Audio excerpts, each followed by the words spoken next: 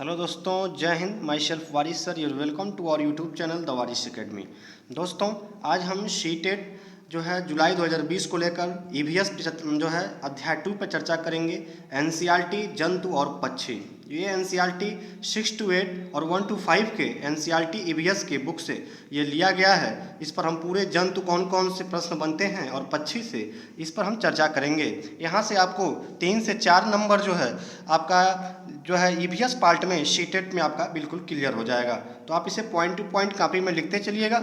Channel पे पहली बार है तो चैनल को सब्सक्राइब कर लीजिए और बेल आइकन बटन को प्रेस कर लीजिए। वीडियो को लाइक कर दोस्तों में शेयर कीजिए। चलिए शुरू करते हैं जंतु और पक्षी। दोस्तों, इसमें है कि पहले इसका हम एक इंट्रोडक्शन देखते हैं, जंतु और पक्षी क्या होते हैं। इसके बाद से हम पॉइंट टू पॉइंट चर्चा करेंगे। पहला है कि प्रारंभिक स्तर पर जीवों का वर्गीकरण। जो प्रारंभिक स्तर है, यहाँ का तात्पर्य यह है कि 1 से 5 तक और 6 to 8 तक जीवों का वर्गीकरण कीड़े, पक्षी, रेंगने वाले वे स्तनधारी के रूप में किया गया है। ठीक है, वह स्तनधारी, यहाँ वो रहेगा, रेंगने वाले वो स्तनधारी के रूप में किया गया, अर्थात कीड़े को अलग किया गया है। पक्षी रेंगने वाले जंतु होते हैं, इसे सरीसृप कहते हैं, जैसे सांप वगैरह इसमें आते हैं। सांप और जो रेंगने वाले होते हैं, छिपकली होते हैं, मगरमच्छ होते हैं, ये रेंगने वाले में आएंगे। पक्षी आप जानते हैं, कीड़े में जो छोटे कीड़े मकोड़े होते हैं, और स्तनधारी जैसे हाथी हो गया, शेर हो गया, बकरी, भैंस, गाय, ये स्तनधारी में आएंगे जो बच्चे देते हैं। तो इसमें इन तरह की जो 4 तरह का इसका वर्गीकरण किया गया है। कीड़े, पक्षी, रेंगने वाले, सरीसृप इसको कहते हैं, और स्तनधारी के रूप में किया गया है। ठीक है, सामूहिक रूप से इन्हें जानवर कहते हैं। जब इन सभी को, कीड़े, पक्षी, रेंगने वाले और स्तनधारी को हम मिला लेते हैं तो इसका अध्ययन एक सामूहिक रूप से करते हैं, तो इन्हें एक जानवर का नाम दिया गया है, जंतु जगत का नाम दिया गया है। गति करने के आधार पर जीव कई तरह के होते हैं। ठीक है, तो गति करने के आधार पर जो जीव होते हैं वो कई तरह के होते हैं, जैसे रेंगने वाले, उड़ने वाले, चलने वाले, फुदकने वाले और तैरने वाले। आप बिल्कुल देखते होंगे, आपके आसपास पड़ोस में भी आप देखते होंगे, रेंगने वाले आपको जंतु मिलेंगे, उड़ने वाले मिलेंगे, चलने वाले, फुदकने वाले और तैरने वाले मिलेंगे। चलने में सहायक जो होते हैं अंग, पंख, पूंछ व पैर होते हैं। जो पक्षी होते हैं उनको उड़ने में पंख मदद करता है। कुछ जानवरों के पूंछ मदद करते हैं जो सरीसृप होते हैं, जैसे सांप, मगरमच्छ हमने बात किया। जो पैर से चलते हैं स्तनधारी होते हैं, और कुछ पक्षी होते हैं वो पैर से चलते हैं। तो इस तरह से जो चलने में सहायक अंग हैं, पूछेगा कि चलने में सहायक अंग निम्न में से हैं, तो पंख, पूंछ, पैर, ये तीनों चलने में सहायक अंग होते हैं। ठीक है, अब हम देखते हैं कि आवास के आधार पर कितने प्रकार के ये होते हैं। तो पहला आवास के आधार पर हम देखेंगे तो ये जीव 5 प्रकार के होते हैं। एक स्थलीय होते हैं जो स्थल में पाए जाते हैं, अर्थात ज़मीन पे पाए जाते हैं। दूसरा जलीय, जो जल में पाए रहने वाले जो है जीव जंतु हैं उन्हें जलीय कहते हैं। वायु, कुछ हवा में रहते हैं, जो है खुले आसमान में रहते हैं। शाखी, जो शाखाओं पे, पेड़ पत्तियों, टहनियों की शाखाओं पे अपना जीवन वास करते हैं, उन्हें हम शाखी जंतु के जीव के नाम से जानते हैं। और उभयचर, जो जल में भी रहें, स्थल में भी रहें, वायु, शाखा, इन सभी पे मिला के रहने के लिए, जो रहने में अपने आपको जो है सर्वाइव कर लेते हैं, उसे उभयचर के नाम से जाना जाता है। ठीक है, अब इनके बारे में हम अध्ययन करेंगे पॉइंट टू पॉइंट जीव और जंतु के बारे में। चलिए देखते हैं कि गिद्ध, पहला प्रश्न बनता है गिद्ध से। शीटेट में कई बार प्रश्न बना हुआ है कि गिद्ध मरे हुए जानवरों को खाकर जगह को साफ करता है, इसीलिए इसे अपमार्जक कहते हैं। पहला है गिद्ध को अपमार्जक की श्रेणी में क्यों रखा गया है, तो अपमार्जक वो जीव होते हैं जो मरे हुए जानवरों को खा करके और वातावरण को स्वच्छ करते हैं, इसीलिए जीव को अपमार्जक की श्रेणी में रखा गया है। ये मरे हुए जानवरों को खाकर जो है वातावरण को स्वच्छ करते हैं। अभी जो है गिद्धों की संख्या बहुत कम हो रही है, क्योंकि जो दर्द निवारक गोलियां चली हैं दोस्तों, इससे जो गिद्धों पर बहुत जो साइड इफेक्ट पड़ा है, और गिद्ध जो है बहुत बड़ी संख्या में मारे गए हैं। तो गिद्धों के बचाने के लिए गिद्ध संरक्षण अभियान भी चलाया गया है। ठीक है, अगला है कि हाथी झुंड में रहते हैं। नेक्स्ट देखते हैं कि हाथी झुंड में रहते हैं एक बड़ा हाथी एक दिन में 100 किलो से ज़्यादा का पत्तियां खा लेता है। दोस्तों ये सीटेट में हर बार पूछा जाता है कि हाथी किस में रहते हैं, तो हाथी हमेशा झुंड में रहते हैं। एक बड़ा हाथी, लेकिन कैसे हाथी? जो मादा हाथी होती हैं वो झुंड में रहती हैं, जो नर हाथी होता है वो अकेले रहता है।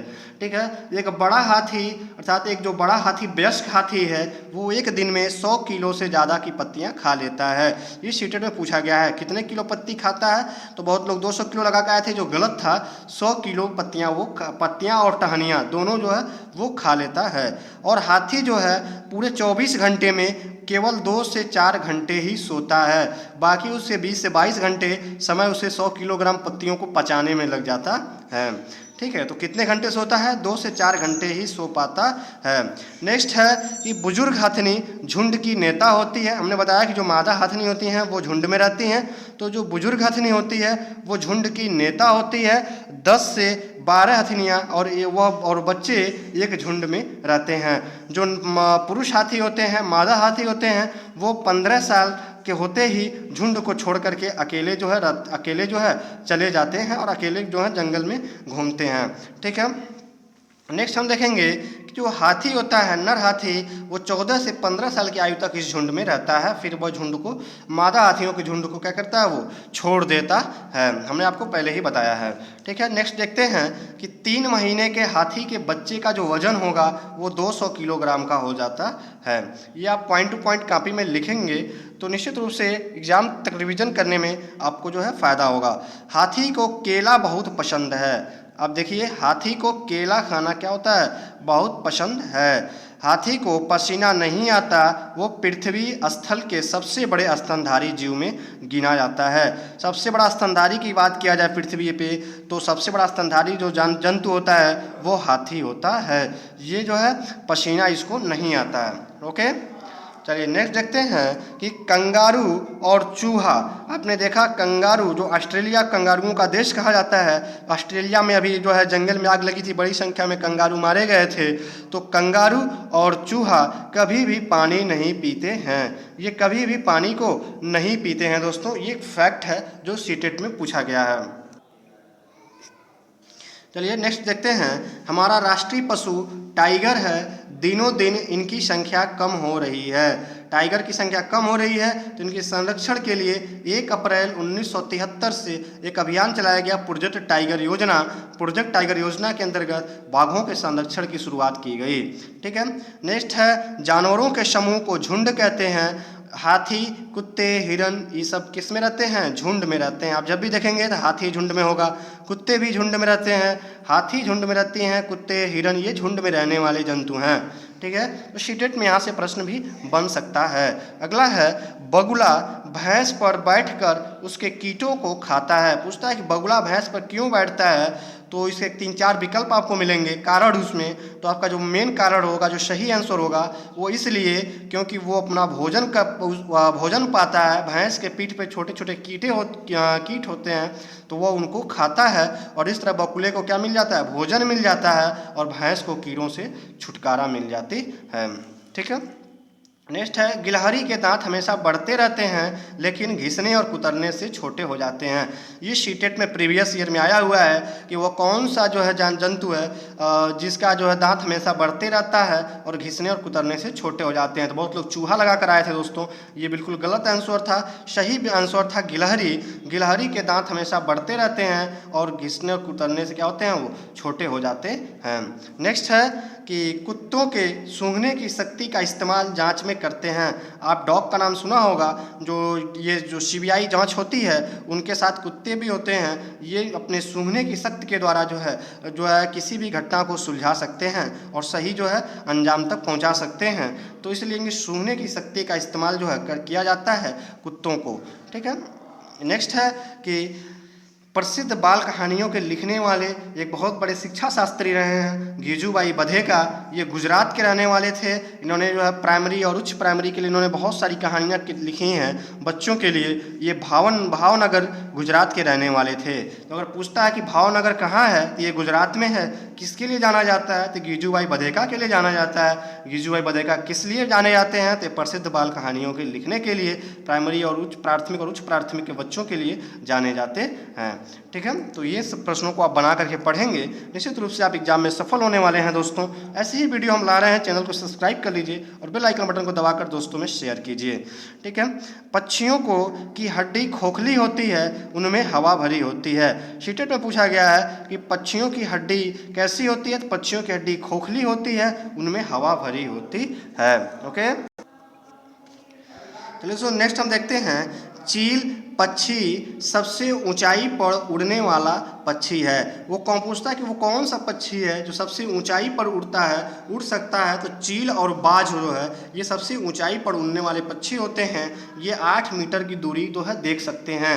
वो जहाँ रहेंगे वहाँ से 8 मीटर की दूरी तक देखकर अपने शिकार की पहचान कर सकते हैं। ठीक है, ये पूछा गया है सीटेट में। अगला है Indian robin bird. Robin bird जो है, इंडियन रॉबिन बर्ड को कलचीड़ी के नाम से भी जाना जाता है। यह पत्थरों की, यह क्यों मशहूर है यह पक्षी, क्योंकि यह पत्थरों के बीच मुलायम घोंसला बनाना जानती है और ये अपने घोंसले पत्थरों के बीच में बनाती हैं जो मुलायम होता है। ठीक है। नेक्स्ट हम देखते हैं कि कोयल कभी भी अपना घोंसला नहीं बनाती है।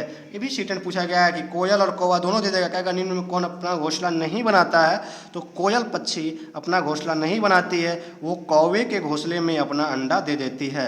अब जानते हैं कौवा भी काला होता है, कोयल भी काली होती है, इसलिए कोयल इसका फ़ायदा उठाती है और कौवे के घोंसले में अपना अंडा दे देती है। कौवा उसको अपना अंडा समझ करके उसकी जो है रक्षा करता है और सेता है, और जैसे ही उसमें से जो है कोयल निकलती है वो उड़ जाती है। ठीक है। तो इस तरह से आपने कोयल और कौवे की कहानी सुना होगा। ये भले ही काले होते हैं, लेकिन जिस दिन दोनों बोलना शुरू कर देते हैं बच्चे इनके, उस दिन कोयल की पहचान और कौवे की पहचान अलग अलग हो जाती है। ठीक है। तो आपने देखा कि कोयल अपना घोंसला नहीं बनाती है, वो कौवे के घोंसले में अपना अंडा दे देती है दोस्तों। ठीक है। नेक्स्ट है कि दर्जन चिड़िया पत्तों को छेद कर सीकर घोंसला बनाती है।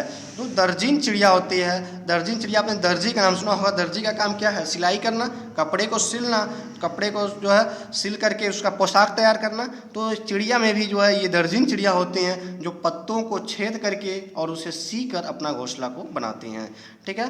नेक्स्ट है दोस्तों, और जो है इस टॉपिक का, इस अध्याय का लास्ट जो है जो क्वेश्चन है सीटेट में पूछा गया, भी क्वेश्चन बहुत इंपॉर्टेंट है। वीवर पक्षी नर घोंसला बनाते हैं तथा मादा जो मादा वीवर पक्षी होती हैं उस घोंसले में जो ये घोंसला बनाए रहते हैं उसमें से चुनती हैं, और जो सबसे अच्छा घोंसला होता है जो उन्हें पसंद आता है उसी में वो अपने अंडे को देती हैं। ठीक है। तो दोस्तों ये रहा आज का जो है अध्याय 2 जंतु और पक्षी। फिर अब इसके पहले हमने जो है आवास घर पे जो है पहला अध्याय 1 दे चुका है। इसके बाद नए अध्याय के साथ फिर मिलेंगे। तब तक जो है दोस्तों कमेंट में अपना जो है रिस्पांस दीजिए, वीडियो आपका कैसा लगा और इसमें जो है और क्या चीज़ें आपको ऐड किया जाए इसके बारे में भी आप अपना सुझाव कमेंट बॉक्स में दीजिए। और अपने जो है हौसला बढ़ाइए दोस्तों। आपके एक हौसला, एक सब्सक्राइब, एक लाइक से दोस्तों हम मोटिवेट होते हैं। और वीडियो को लाइक कर दोस्तों में शेयर कीजिए, चैनल को सब्सक्राइब कीजिए। फिर मिलेंगे। जय हिंद दोस्तों, शुक्रिया, थैंक यू।